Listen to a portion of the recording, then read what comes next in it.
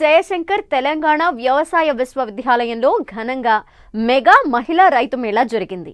అంతర్జాతీయ మహిళా దినోత్సవం పురస్కరించుకుని జరిగిన ఈ మేళాకు రాష్ట్రంలోని పలు జిల్లాల నుండి పెద్ద సంఖ్యలో రైతులు, మహిళా రైతులు, వ్యవసాయ రంగ నిపుణులు, వ్యవసాయ విద్యార్థులు హాజరయ్యారు. ఈ సందర్భంగా కొంతమంది మహిళా రైతులకు పురస్కారాల్ని అందించారు.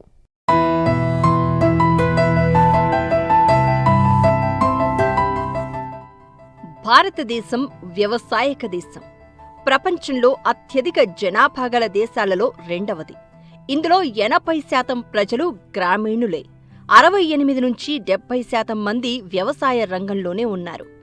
జనాభాలో సగభాగం ఉన్న మహిళలు కూడా పురుషులకు చేదోడు వాదోడుగా ఉంటూ వ్యవసాయ పనుల్లో పాలు పంచుకోవడం కూడా ఎక్కువగానే ఉంది. విత్తనం నాటిన దగ్గర నుంచి ధాన్యం వచ్చేదాకా ఆమె చెమట చుక్కలే చేనుకు జీవనాధారం. అన్నింటా ఆమె అయినా రైతు అనగానే గుర్తొచ్చేది మాత్రం నాగలి పట్టిన పురుషుడే. అందుకే మహిళా రైతు సంఘాల అనేకానేక పోరాటాల తర్వాత మార్చి 8ని మహిళా రైతు దినోత్సవంగా జరుపుతోంది. అంతర్జాతీయ మహిళా దినోత్సవాన్ని పురస్కరించుకుని 2026ని అంతర్జాతీయ మహిళా రైతు సంవత్సరంగా ఐక్యరాజ్య సమితి ప్రకటించిన నేపథ్యంలో ప్రొఫెసర్ జయశంకర్ తెలంగాణ వ్యవసాయ విశ్వవిద్యాలయం, కోరమండల్ ఇంటర్నేషనల్ లిమిటెడ్, రాష్ట్ర వ్యవసాయ శాఖలు సంయుక్తంగా రాజేంద్రనగర్లోని వ్యవసాయ వర్సిటీలో మెగా రైతు మేళాను 2 రోజుల పాటు నిర్వహించారు.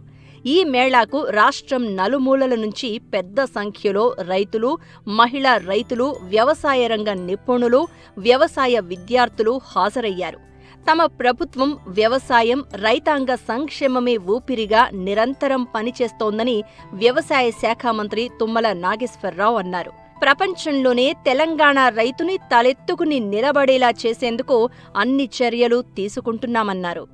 మహిళా సోదరీమణుల పేరు మీదనే ఈనాడు వ్యవసాయ యాంత్రీకరణని పునఃప్రారంభించి ఈ సంవత్సరం 500 కోట్లు యాంత్రీకరణ ఖర్చు పెట్టాం. భవిష్యత్తులో మహిళా రైతుల యొక్క గ్రూపులకే డ్రోన్లతో సహా, అదేవిధంగా న్యాచురల్ ఫార్మింగ్ చేసేటటువంటి గ్రూపులతో సహా తెలంగాణ వ్యవసాయ శాఖ మహిళా రైతులకే ప్రాధాన్యతనిచ్చి వాళ్ళ ద్వారా చేపించాలనేది రేవంత్ రెడ్డి గారి ఆలోచన అని చెప్పి మీకు ఈ సందర్భంగా మనం చేస్తున్నాం.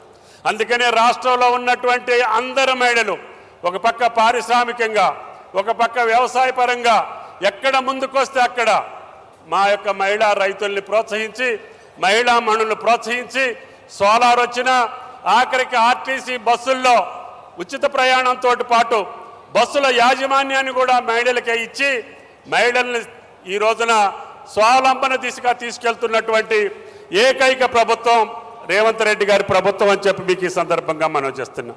మెగా రైతు మేళా నిర్వహిస్తున్నందుకు జయశంకర్ యూనివర్సిటీని రాష్ట్ర పంచాయతీరాజ్, గ్రామీణాభివృద్ధి శాఖ మంత్రి శ్రీమతి ధనసరి అనసూయ సీతక్క అభినందించారు. రైతులకు ఉపయోగపడే స్టాళ్లను ఏర్పాటు చేసిన నిర్వాహకులకు అభినందనలు తెలియచేశారు.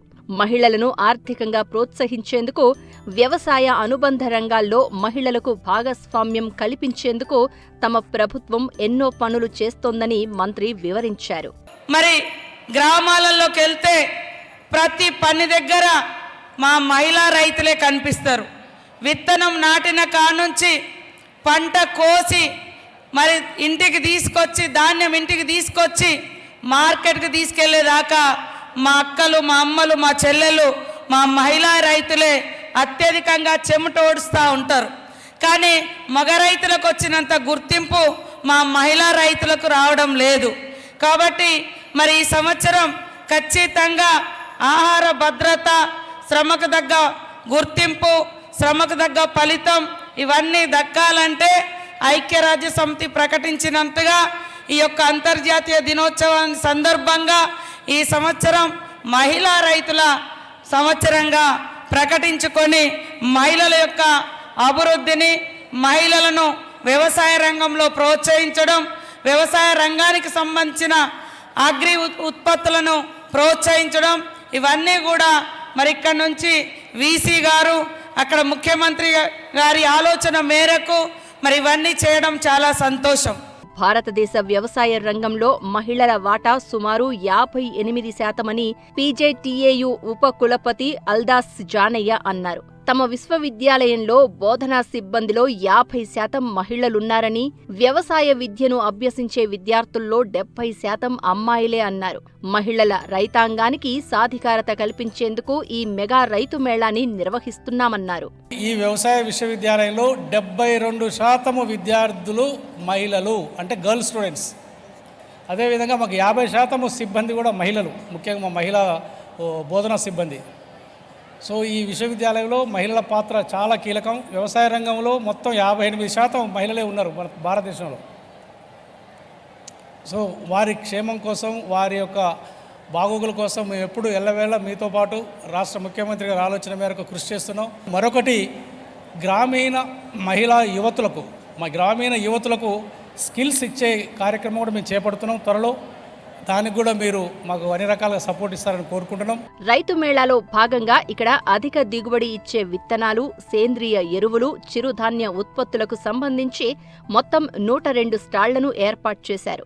ముఖ్యంగా అగ్రి రోబోటిక్స్, రోబోలు, ఫార్మ్ రోబోలు, ఆధునిక యంత్ర పరికరాలు ప్రత్యేక ఆకర్షణగా నిలిచాయి. ఈ మేళాకు రైతులు భారీగా తరలివచ్చారు.